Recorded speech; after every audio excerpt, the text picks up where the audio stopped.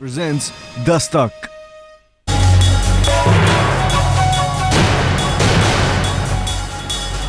नमस्कार, मैं हूं पुण्य प्रसून वाजपेयी। दस्तक में आपका स्वागत है। आजाद भारत में पैदा हुए देश के पहले प्रधानमंत्री के तौर पर नरेंद्र मोदी कल लाल किले के प्राचीर से देश को संबोधित करेंगे। क्या कहेंगे वो? दस्तक में बात इस पर नहीं होगी। बात इस बात को लेकर होगी कि आजादी के 67 बरस बाद भी जिस बात का जिक्र 67 बरस पहले किया गया था, वो सब कुछ इस देश में मौजूद क्यों है? वो तबका क्यों नहीं कह पाता है कि हम भी हिंदुस्तानी, और अगर हम भी हिंदुस्तानी हैं तो उस मिजाज को जीने के लिए सरकारें क्या कर रही हैं? एक बड़ा सवाल उठाएंगे आज, उसके जरिए जरा देश को परखने की कोशिश भी होगी। लेकिन आइए शुरुआत करते हैं दिल्ली से लेकर कश्मीर तक और कश्मीर से लेकर केरल तक, हर जगह तराने यही बज रहे हैं।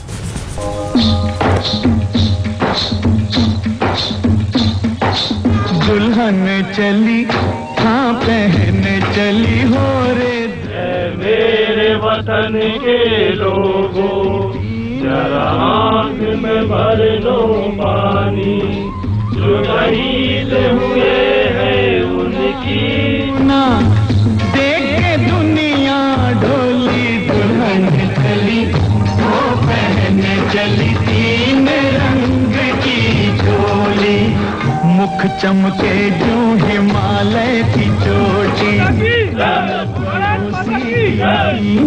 खोटी। वो घर वालों जरा इसको संभालो, ये तो है बड़ी भोली। दुल्हन चली, वो पहन चली तीन रंग की चोली।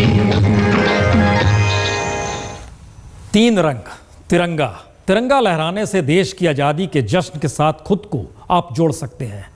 लेकिन एक ऐसा तबका हिंदुस्तान में है जो आज भी कहता है हम भी हैं हिंदुस्तानी, हमारी तरफ भी देख लीजिए। नेहरू ने जिक्र किया था, उससे पहले महात्मा गांधी ने जिक्र किया, बाबा साहब अंबेडकर ने तो पूरी ताउम्र उनके संघर्ष के लिए गुजार दी। इंदिरा गांधी, सोनिया गांधी, यहां तक कि नरेंद्र मोदी भी जिक्र कर कर चले गए। इंतजार पूरे देश को आज से नहीं 67 बरस पहले का है।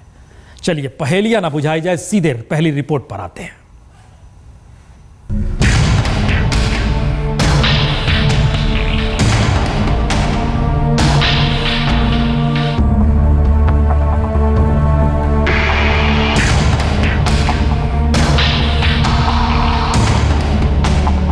देश में योजनाएं जनहित के लिए हों या जानवरों के लिए, लूटने वालों ने सरकार की एक एक पाई लूटी है। कोई जानवरों का चारा लूट ले गया तो किसी ने हवाओं की लहरें हवा में ही लूट ली।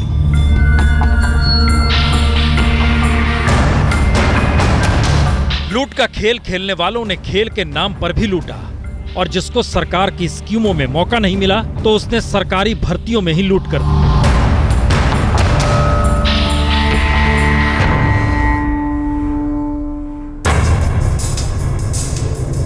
लेकिन आज हम आपको लूट की वो शर्मनाक कहानी सुनाने जा रहे हैं जहां भ्रष्टाचार में डूबे महापापियों ने मैला ढोने वालों को भी नहीं छोड़ा।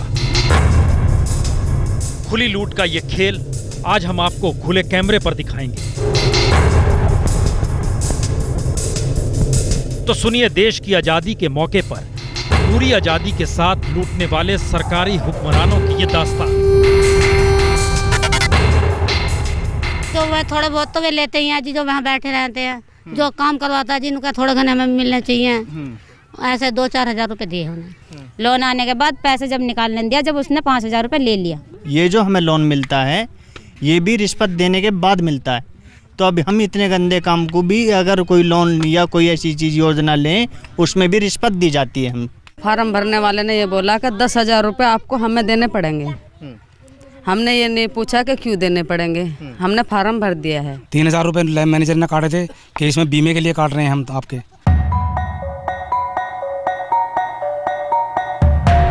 संविधान पर यकीन करें तो देश में आज एक भी मैला ढोने वाला होना नहीं चाहिए था। लेकिन 2011 के जनगणना के आधार पर बनी सरकारी रिपोर्ट कहती है आजादी के 67 बरस बाद भी देश में आज 7 लाख से ज्यादा मैला ढोने वाले हैं और इन्हीं 7 लाख मैला ढोने वालों को नरक की जिंदगी से निकालने के लिए सरकार अब तक 3000 करोड़ रुपए से ज्यादा खर्च कर चुकी है। तो फिर ये 3000 करोड़ रुपए खा कौन गया, किस योजना के मद में खा गया?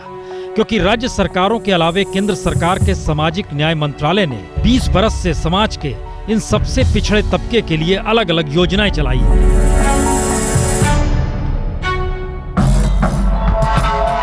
मैला ढोने वालों की मदद के लिए सफाई कर्मचारी आयोग बना हुआ है और इन्हें आर्थिक सहायता देने के लिए राष्ट्रीय सफाई कर्मचारी वित्त निगम बना हुआ है। पर बदकिस्मती देखिए, वित्त निगम से जो पैसा राज्य सरकारों के पास और बैंकों के जरिए इन मजबूरों के हाथ पहुंचता है, उसी रकम को भ्रष्टाचार का दीमक चाट जाता है। खुले कैमरे पर यह गवाही है, आप भी सुन लीजिए। ऐसा तो कोई वो पुनर्वास का सफाई कर्मचारी का नहीं मिलते हैं। अगर बेनिफिशियरी का वो पैसा मिले तो वो बिल्कुल ये समस्या खत्म हो जाएगा। पैसा एलोकेट कर रहा है, क्या हो रहा है, what is happening to this money, ये बहुत main aspect specially in the areas of manual scavenging communities. अरबों रुपए की योजनाओं में घपलों को लेकर शिकायतें नक्कार खाने में तूती की आवाज बनकर ही रह गई है, क्योंकि संसद से महज चंद फरलांग की दूरी पर ही जब मैला ढोने वाले हों और संसद आंख मूंद लेती हो, तो फिर आजाद भारत का जश्न कैसे मनाएंगे? हम भी आपको दिखाएंगे अगली रिपोर्ट में। अक्षय सिंह के साथ दीपक शर्मा, दिल्ली आज तक। तो वाकई मसला यह नहीं है कि संसद आंख मूंदे रहती है, मसला यह भी है कि देश में आजादी मनाते वक्त नेहरू से लेकर अब तक लाल किले के प्राचीर से बार बार जिस बात का जिक्र किया गया, कल फिर उसका जिक्र हो जाएगा क्या? संसद के चंद फरलांग की दूरी पर कॉलोनी है लोनी, दिल्ली का जिक्र कर रहे हैं हम। जरा देखिए उस कॉलोनी का हाल। संसद से महज 12 मील की दूरी पर लोनी में यह भी हिंदुस्तान की बेटी है। नाम है निशा, उम्र 20 बरस। आपको फक्र होगा कि देश की ये बेटी नरक में रहकर बीएससी कर रही है, लेकिन आपको जानकर यह दुख होगा कि निशा की मां और उसके घर वाले आज भी अपनी बेटी को पढ़ाने के लिए सिर पर मैला ढो रहे हैं। परिवार में हमारे जो पापा हैं वो भी मैला ढोते हैं, मम्मी भी बाहर काम करने के लिए जाती हैं। ऐसा क्यों होता है हमारे समाज के साथ ही? अब से पहले भी हमारी समाज गुलामी थी, ऐसा क्यों है? आखिर कब तक ये ऐसा ही चलेगा? क्यों हम गुलामी बन के रहेंगे? हमें भी आज़ादी चाहिए। देश को आज़ाद हुए इतने वर्ष हो गए हैं और हमारी आज़ादी कहाँ है? आजादी की सुबह का इंतजार लोनी में सिर्फ निशा या उनके घर वालों को नहीं है। इनसे मिलिए, ये है जग्गो देवी। इन्हें एक मुद्दत से मंत्रालय के काम का इंतजार है, या कहें मदद का इंतजार है, लेकिन सरकारी इमदाद रास्ते में ही लुट चुकी है। इसीलिए जग्गो आज भी मैला ही ढो रही है। देगा कुछ सरकार काम, हम तो छोड़ देंगे काम, मैला ढोना छोड़ दें, कोई खुशी थोड़ी है, अच्छा थोड़ी लगे। जग्गो को तो सुन लिया, अब श्यामवती की भी सुन लीजिए।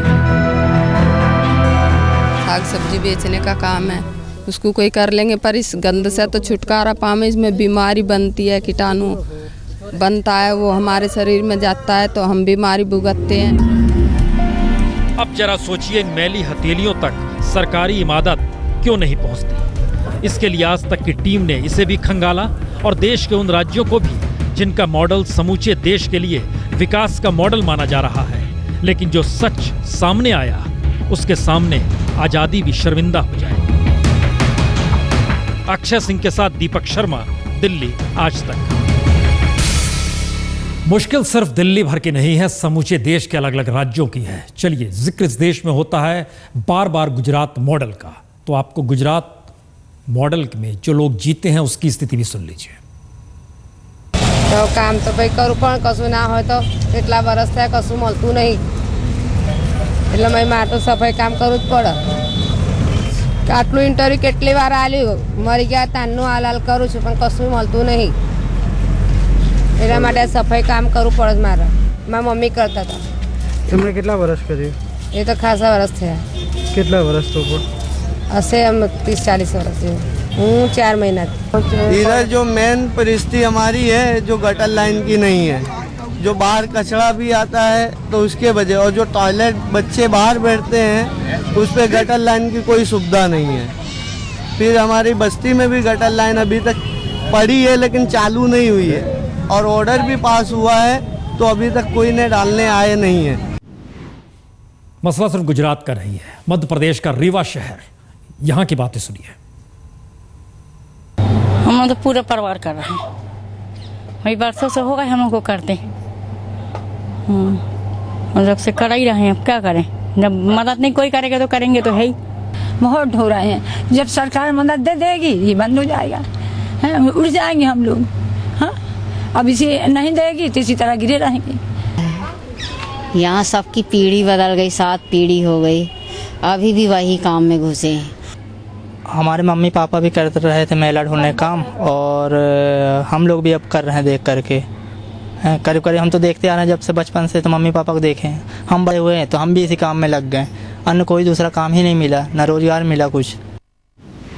पीढ़ियां चूकती चली गई और मेला ढोते रहे। इन सब के बीच कैसे कहा जाए, इन 67 बरस के दौर में जो बात नेहरू कह रहे थे उसका जिक्र लाल किले के प्राचीर से इस बार नहीं होगा। हो सकता है इस बार भी हो जाए, लेकिन कब कब कैसे कैसे किस किस तरीके से ये सारी परिस्थितियां इस देश ने देखी। जरा इस रिपोर्ट को देखिए। 67 बरस हो गए तिरंगा लहराते हुए, लेकिन हम भी हिंदुस्तानी हैं ये कहने के लिए देश के 7 लाख मेला ढोने वालों को देश की किसी गली में मान्यता नहीं मिली, और उनमें हिम्मत नहीं पड़ती कि वो कहें वाकई वह भी हिंदुस्तानी है, क्योंकि हर राज्य ने अपने दस्तावेजों में से मेला ढोने वालों का नाम ही काट दिया है। तो फिर सवाल यही है कि आजादी के 67 बरस बाद भी अपने हाथों से मेला ढोने के लिए 7 लाख लोग मजबूर हैं क्यों, या इन्हें किस दस्तावेज में रखा जाए। महात्मा गांधी ने इन्हें भगवान कहा था, जी हरिजन हरि का जन। बाबा साहब अंबेडकर ने उम्र भर इन्हीं के लिए लड़ाई लड़ी। जवाहरलाल नेहरू ने इनके लिए इंसाफ की वकालत की। इंदिरा गांधी ने मेला ढोने को राष्ट्रीय शर्म करार दिया। सोनिया गांधी इनके लिए कानून लेकर आई, और अब मोदी इनकी किस्मत बदलने की कस्में खा रहे हैं। जिन गांवों में, जिन घरों में टॉयलेट नहीं है, लोगों के साथ बैठेंगे, सरकारी योजनाओं का लाभ पहुंचाएंगे, लेकिन टॉयलेट के बिना कोई घर न हो, इसके लिए हम एक अभियान चलाएंगे। लेकिन सच है क्या, इन मैली हथेलियों तक सरकारी इमादत क्यों नहीं पहुंचती? इसके लिए आज तक की टीम ग्रेटर कैलाश में सफाई कर्मचारी वित्त निगम के दफ्तर पहुंची। निगम के आला अफसरों ने आज तक को बताया, हर बरस तकरीबन 500 करोड़ रुपए मेला ढोने वालों को नरक से बाहर निकालने के लिए बांटे जाते हैं, लेकिन ये पैसा केंद्र सरकार नहीं राज्य सरकार के जरिए पहुंचता है। पैसा जैसे ही राज्य सरकार के हाथों से जिला स्तर के अफसर तक पहुंचता है, वैसे ही घूस, रिश्वत और गबन का नंगा नाच शुरू हो जाता है, और ये सब कहीं ज्यादा मैला होता है। इसमें हाथ कौन डाले, जरा सुनिए क्या कहते हैं सफाई कर्मचारी आयोग के सचिव। ये सभी को ये लग रहा था कि ये प्रथा हमारे देश में नहीं है, लेकिन वास्तविकता बिल्कुल अलग है। हम सब जानते हैं कि ये प्रथा अभी भी कई राज्यों में अभी भी लागू है। बहरहाल जो भी हो, लेकिन मोदी सरकार के सामाजिक न्याय मंत्री थावरचंद गहलोत देश के इस पाप को जड़ से खत्म करने का भरोसा कैमरे पर ही दिला रहे हैं। हमारे पास शिकायत आती है तो निश्चित रूप से जांच करते हैं। हमारे अधिकारी भी समय समय पर जाकर के इस प्रकार की जानकारी अगर आती है तो कार्रवाई करते हैं। अगर भविष्य में भी ऐसी कार्रवाई आएगी तो निश्चित रूप से हम करेंगे। यूं हकीकत यह है कि मेला ढोने का पाप दिल्ली तक सीमित नहीं है। चाहे दिल्ली में सरकार जो भी कहे, गुजरात जैसे तरक्की पसंद सूबे में हालात और भी बदतर हैं। यूपी और राजस्थान में भी इन हिंदुस्तानियों का दर्द कोई नहीं जानता समझता। इन मजबूरों को लूटने वाले मेले से भी बदतर हैं, ये कहने की हिम्मत किसी में नहीं। फिर भी आजादी का जश्न है, और इस आजादी के जश्न में ये कहने से कतरा रहे हैं या कहना चाह रहे हैं, हम भी हिंदुस्तानी हैं। अक्षय सिंह के साथ दीपक शर्मा, दिल्ली आज तक।